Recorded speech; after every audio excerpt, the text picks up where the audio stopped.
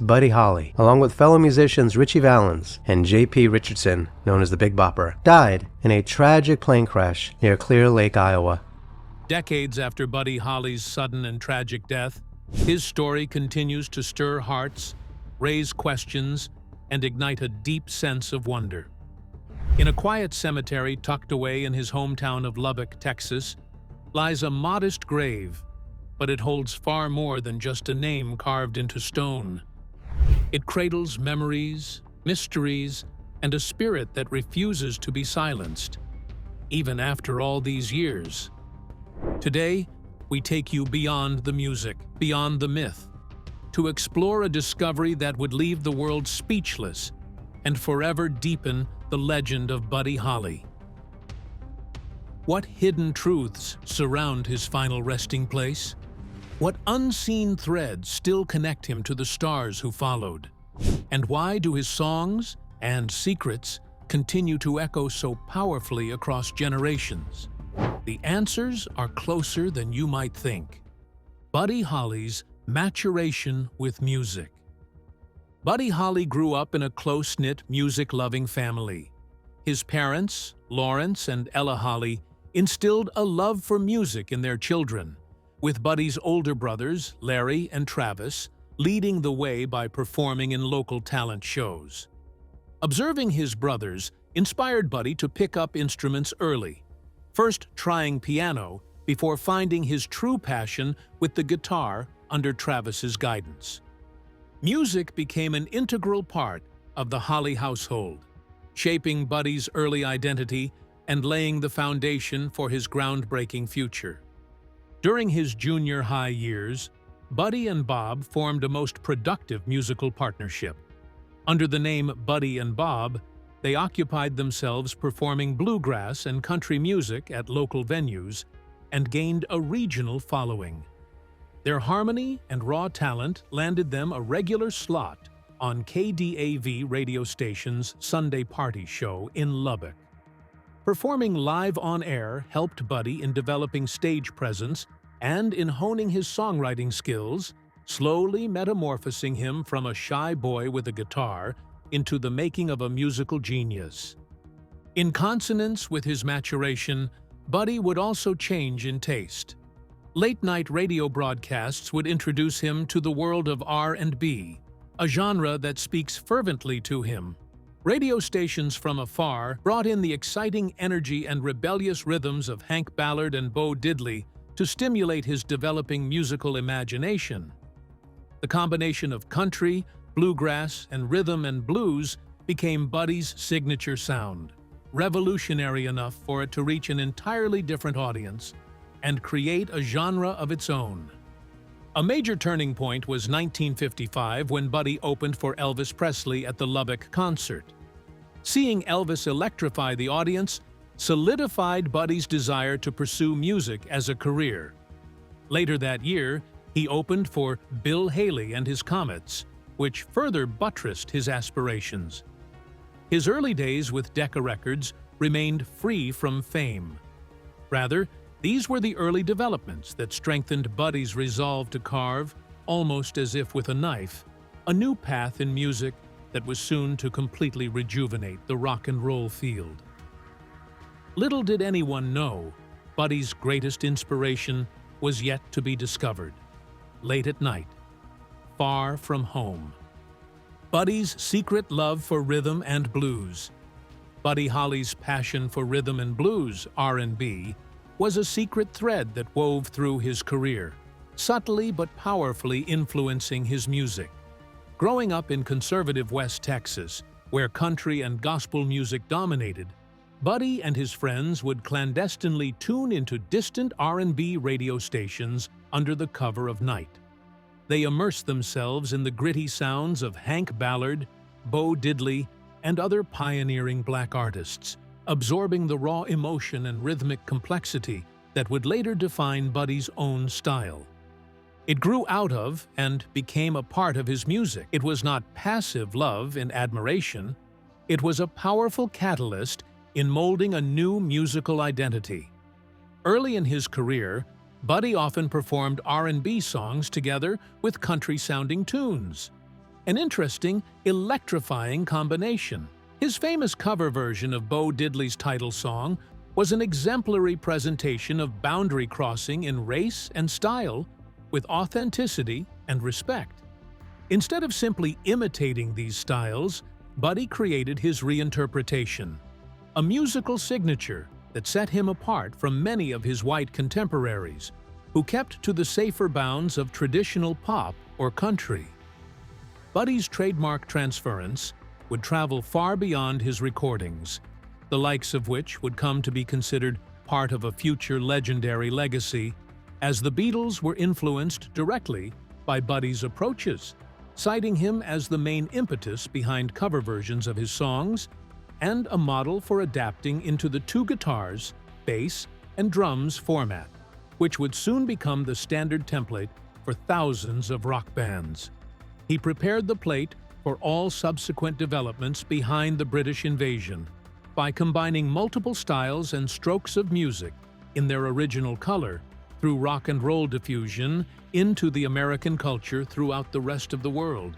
Most probably, the most impressive breakthrough that Buddy made with R&B was bringing it into popular music without regard to racial boundaries. While music was then segregated, he would be able to take the mainstream crowds and introduce them to African sounds and marches. This amalgamation of influences in his work cannot be interpreted as commercial gimmickry, but as a real homage that paved a new pathway in which we speak of crossover development and inclusivity within rock and roll and a fast-changing cultural landscape. The birth of the Crickets. In early 1957, Buddy Holly found himself at a crossroads. His initial recordings with Decca Records in Nashville had failed to achieve commercial success, and a clause in his contract prohibited him from re-recording any of the songs from those sessions for 5 years. Undeterred, Holly sought a new path forward by collaborating with producer Norman Petty at his studio in Clovis, New Mexico. There, Holly, along with bandmates Jerry Allison, Joe B. Malden, and Nikki Sullivan, re-recorded That'll Be the Day, a song previously laid down during the Decca sessions. To circumvent the contractual restrictions, the group decided to release the song under a new band name, The Crickets, a clever workaround that allowed them to sidestep Decca's limitations.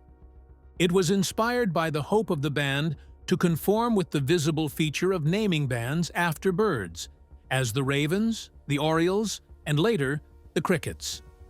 According to drummer Jerry Allison, it was during the time that he suggested the Crickets to recall the heavy cricket infestation in Lubbock, Texas.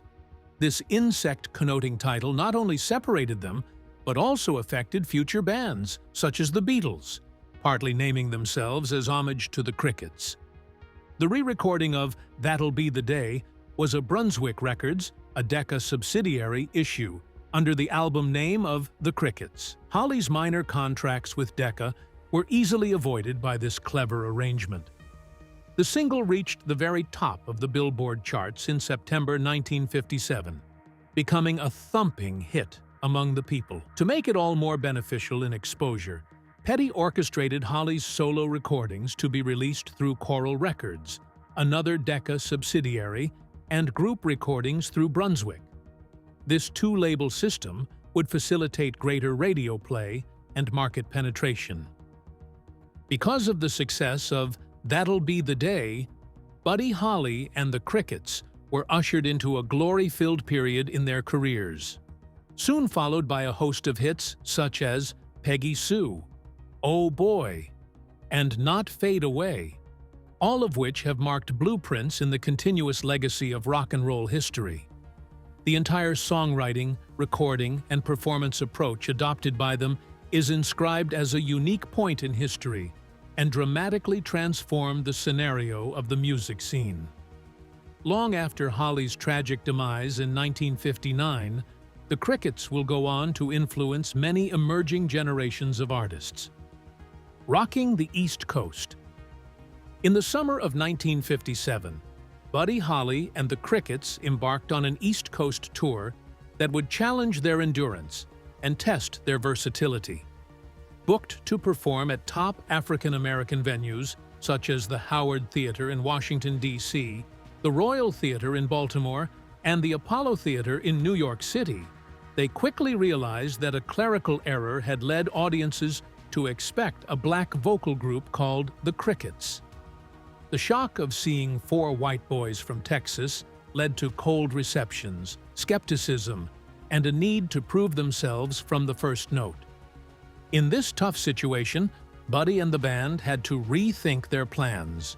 A major show at the Apollo Theater saw them perform a Slayer version of Bo Diddley's famous song. The crowd went wild with applause. Their respect for the origin of rhythm and blues and their raw energy swayed even the toughest critics. Not only did this moment cement their acceptance, but it also showcased Buddy's phenomenal talent in bridging cultural divides with both humility and confidence. Their live concert energy was able to convert into commercial success. During the height of "That'll Be the Day" on the charts, Buddy's star was very much rising. To take advantage of the success of this song, Norman Petty worked out a two-project release strategy, one for Buddy's solo album and the other for a Crickets band album, thus ensuring their market reach extended into different segments. This enriched the acceptance of Buddy throughout the country and established the importance of the band in the R&B and rock and roll scenes. Thus, the East Coast tour of 1957 finally came to mean the hard-nosed, adaptive foresight of Buddy Holly's imagination. All this while, they reached out to audiences of mixed races and tastes, achieving feats that made their careers enter into stardom, but opened doors for other artists to tread across the barriers of color and genre. The East Coast success became a redefining moment for rock musicians' expectations, amplifying music's unifying properties at a time it needed them the most in America. Love at first sight. Buddy Holly's meeting with Maria Elena Santiago was one of those rare moments of instant connection that seemed destined. On June 19, 1958, while visiting Peer Music in New York City, Buddy encountered Maria, who worked as a receptionist at the time. Smitten almost immediately, Buddy boldly asked her out on a date. Within just 5 hours of their first conversation, Buddy proposed marriage, a spontaneous yet heartfelt gesture that Maria, touched by his sincerity and charm, accepted. Their whirlwind romance culminated in a small private wedding ceremony on August 15, 1958, at Tabernacle Baptist Church in Buddy's hometown of Lubbock, Texas. Although they briefly attempted to settle in Lubbock, it became clear that staying in Texas posed challenges, particularly due to the racial prejudices Maria faced as a Latina woman in a largely segregated community. Seeking a more inclusive environment, they relocated to New York City, where Buddy immersed himself in the thriving Greenwich Village arts scene. Maria not only supported his artistic ambitions, but also became an essential part of his professional life, managing promotional activities, organizing finances, and offering the emotional grounding Buddy needed as his career soared. In this new city, they breathed life into their very own adventure, which was coupled with creativity and discernible paths. Inspired by the city's zest and the culture, Buddy pictured expanding his music to orchestral arrangements and cross-genre collaborations, and even expressed coming up with such stars as Ray Charles and Mahalia Jackson. Maria, on the other hand, remained his partner for practical support, as well as motivation for every creative endeavor he partook in. They made or used to build a future that's sustainable through music and life, designed for projects that would outlive traditional rock and roll endeavors. Not all of Buddy's relationships were built on trust and love. Behind the scenes, a storm was brewing. The split from Norman Petty. Buddy Holly's relationship with Norman Petty began with great promise, but ultimately became a source of significant conflict and disillusionment. At Petty's Clovis, New Mexico studio, Buddy crafted hits like That'll Be the Day, and Peggy Sue, enjoying an initial period of success. However, cracks in their partnership soon appeared, particularly around issues of financial transparency. Buddy discovered that Petty had been withholding royalty payments and exercising complete control over the band's finances without clear accounting, breeding a deep sense of betrayal and mistrust. The decision to break ties with Petty in late 1958 stemmed not only from financial concerns, but also from Buddy's growing desire for creative freedom. Encouraged by Maria Elena, Buddy confronted Petty over the missing earnings, demanding greater control over his career and future. According to Maria, Petty reacted negatively and became increasingly hostile, leading Buddy to realize that he could no longer achieve his artistic dreams while tied to a manipulative manager. It became evident that to protect both his financial interests and his creative autonomy, Buddy needed a clean break. Buddy set out for independence in grand style with the move to New York City. Distant from Petty's influence, Buddy could see broader musical vistas in his future, which included working with various artists and plans to combine rock and orchestral music. That said, the descent into independence was not without challenges. The Crickets, loyal to Petty, opted to stay under his auspices and would break down the hard emulsion of Buddy and the Crickets. So Buddy went on trying his luck in the competitive music industry by himself, with his own talent and ambition, and with some helpful friends who joined him in pushing his vision. Notwithstanding the tough times and loss of his original bandmates, Buddy's determination to retain creative control imparted a strong message to the generations to follow. In a time when many musicians were little more than mere puppets for the whims of record executives, Buddy's stand for freedom was truly revolutionary. While his life was tragically cut short, the very spirit of his brave fight against exploitation lived on, inspiring multitudes of artists to follow suit in demanding control over their music and creative rights long thereafter. The Winter Dance Party. In January 1959, a group of rock and roll's brightest young stars, Buddy Holly, Richie Valens, J.P. the Big Bopper, Richardson, Dion and the Belmonts, and others, set out on a bold new adventure, a 24-day winter dance party tour across the Midwest. It was supposed to be a thrilling showcase of rising talent, a chance for teenagers across small towns to see the future of music firsthand. However, the tour quickly turned into a nightmare of poor planning and punishing conditions. The schedule zigzagged chaotically across hundreds of frozen miles, forcing the musicians onto an unreliable bus with a broken heater during one of the coldest winters the Midwest had seen in decades. The travel conditions were brutal. The musicians, often performing night after night with little sleep, were crammed into a freezing bus as they traveled to small ballrooms and theaters scattered across Iowa, Minnesota, and Wisconsin. Drummer Carl Bunch suffered frostbite so severe that he had to be hospitalized, leaving the group scrambling for replacements. The relentless cold, fatigue, and dangerous road conditions pushed everyone to their physical and emotional limits, creating an atmosphere of misery behind the scenes, even as they tried to bring energy and joy to their nightly performances. But through it all, music never wavered. Every performance was a bright glimmer in the exhausting journey of the tour.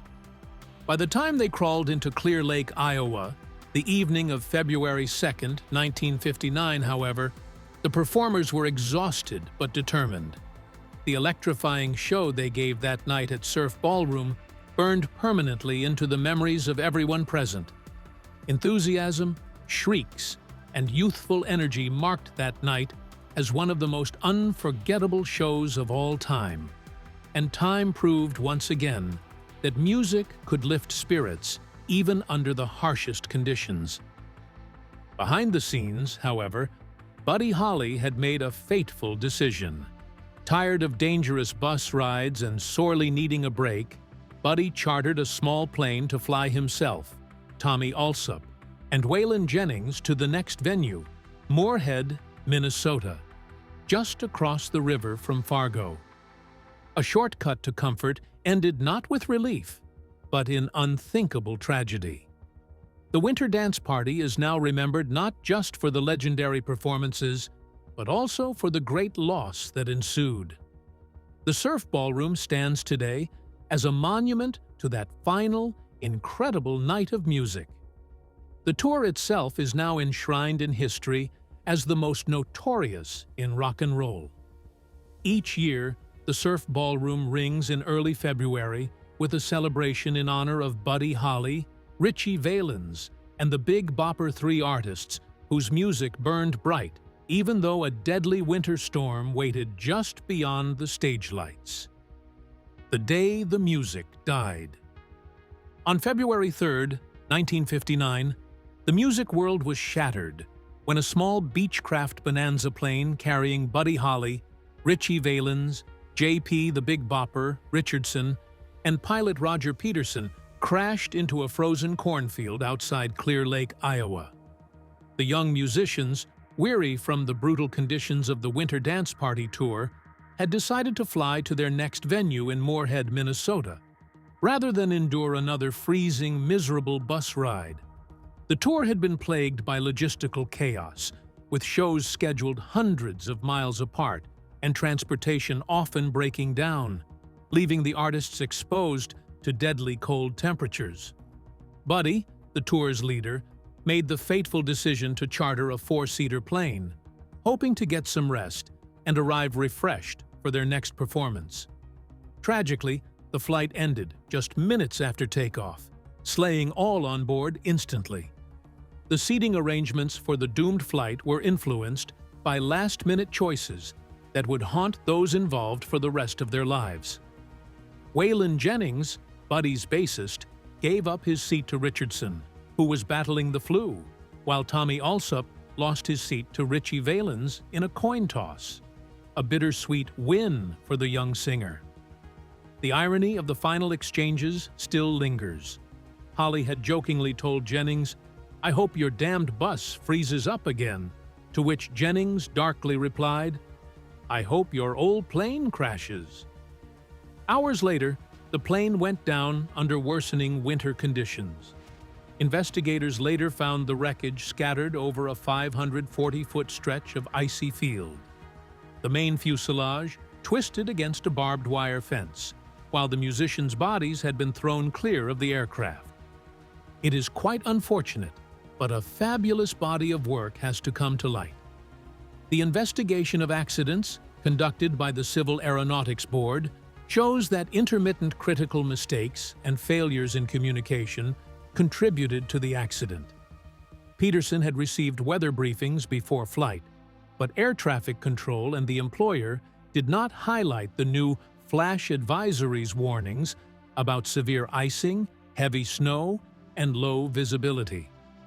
Peterson had been licensed only for visual flight rules and had failed the practical test for flying using only instruments. On that fateful night, with no visible horizon and snow swirling around, it is assumed that Peterson became disoriented.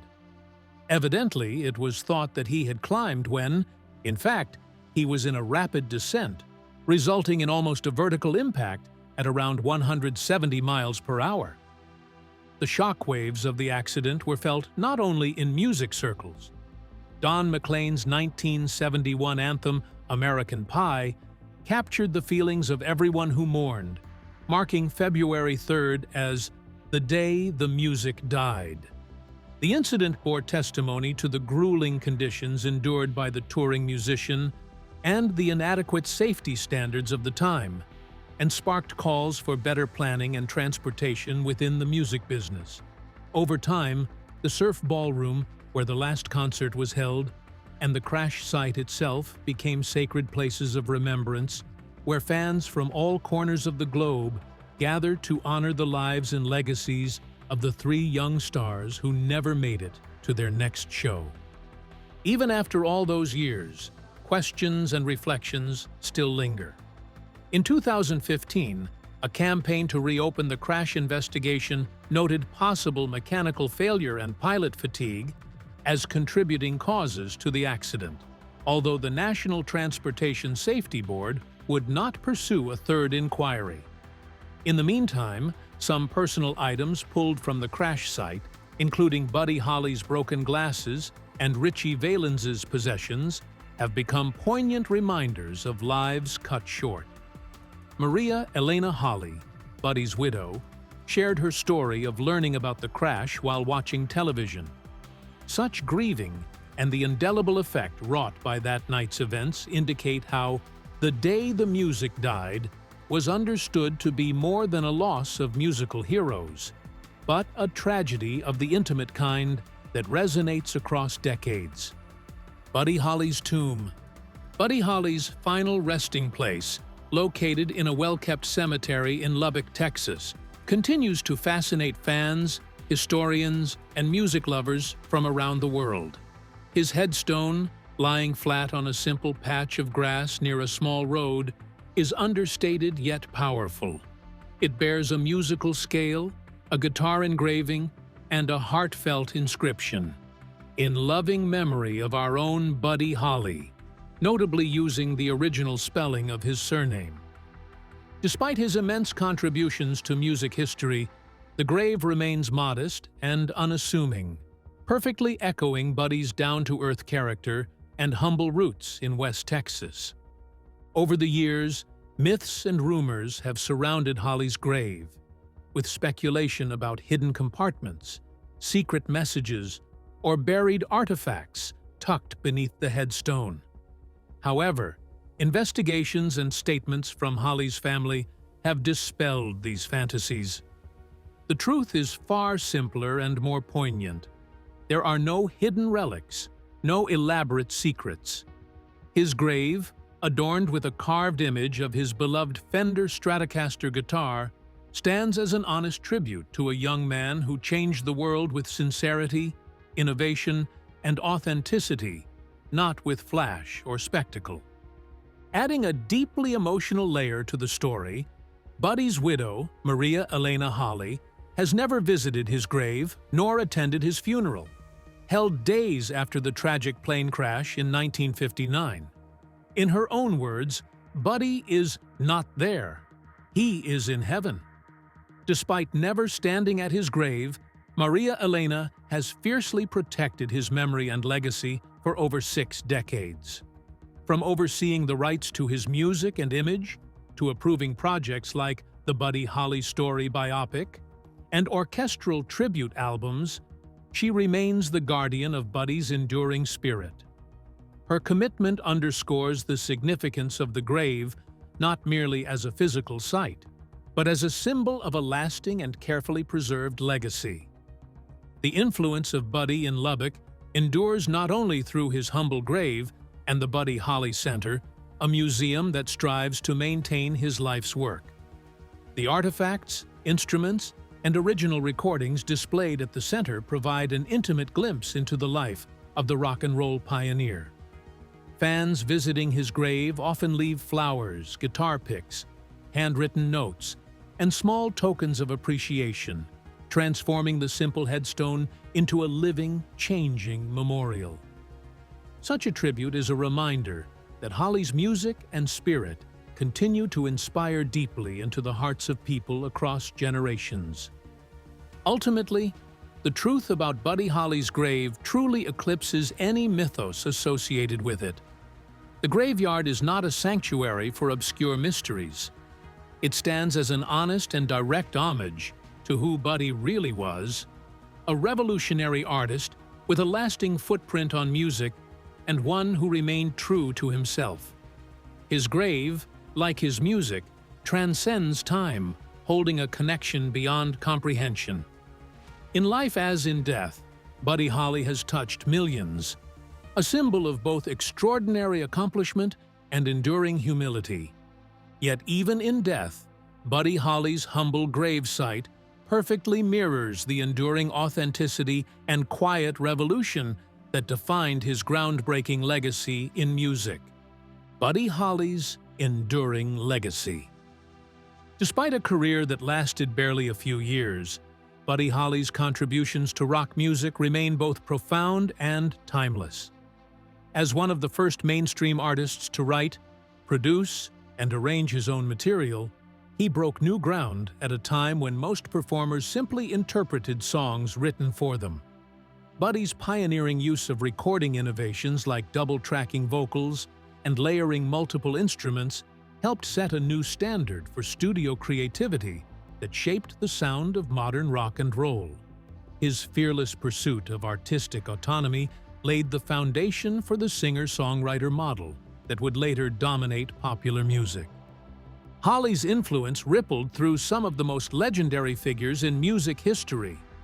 The Beatles, among his most vocal admirers, cited Buddy as a critical inspiration, not only covering several of his songs, but also modeling their band structure of 2 guitars, bass, and drums after the Crickets. John Lennon famously remarked, "He made it okay to wear glasses. I was Buddy Holly." Paul McCartney later stated, "At least the first 40 songs we wrote were Buddy Holly influenced." Meanwhile, other icons like Bob Dylan, the Rolling Stones, and Eric Clapton drew from Buddy's blueprint, praising his accessible yet emotionally rich songwriting style. His simple, catchy melodies, combined with driving beats, effectively crafted the blueprint for the British invasion and the global explosion of beat music in the 1960s. With the image of his very self drifting away from music, Buddy became a counterculture figure. While coolly polished, with movie star good looks, Elvis Presley or Eddie Cochran represented a certain entity. Buddy's less-than-hip persona, the thick-rimmed glasses, suits, and awkward charisma, made him into a hero of the many shy kids and inept teenagers whose hearts he touched. Stars to come, such as Elton John and Hank Marvin, were so profoundly impacted that they echoed Buddy's style, to the point that Elton openly declared he ruined his eyesight wearing glasses all the time to copy his idol. By accepting his own vision of ordinary, Buddy shattered the convention. He proved that genuine talent and an honest personality far outweighed any glamour associated with celebrity. Over the decades since, Buddy Holly's body of work has continued to live through reinterpretations and tributes too numerous to count. Early hits like That'll Be the Day and Peggy Sue were covered by artists as diverse as the Everly Brothers, Linda Ronstadt, the Beach Boys, and John Lennon. On an all-star tribute album celebrating Buddy's lasting influence that arrived on his 75th birthday in 2011, Paul McCartney, Lou Reed, Patti Smith, the Black Keys, and Florence plus the Machine featured. I play Buddy Holly every night before going on stage. It keeps me honest, claimed Bruce Springsteen. Eric Clapton spoke of Buddy as the real thing, an accessible music hero that made great seem achievable. The assertion that the Buddy Holly Foundation honors is that innovation lasts with honesty and fearless creativity. In a career so unfortunately cut short, he had done what few artists do even in a lengthy lifetime. He had changed rock and roll's DNA forever. His music, his spirit, and his unswerving commitment to authenticity inspire new generations of musicians and fans alike. More than 6 decades after his passing, the very mark of Buddy Holly shines as bright as ever and sets the course for anyone audacious enough to dream beyond the confines of others. Thanks for joining us on this journey through the life, the legend, and the lasting impact of Buddy Holly. If you enjoyed this video, don't forget to like, leave a comment sharing your favorite Buddy Holly song, and subscribe for more stories that bring music history to life. And if you're ready for another incredible story, click the next video that's showing on your screen right now. We'll see you there.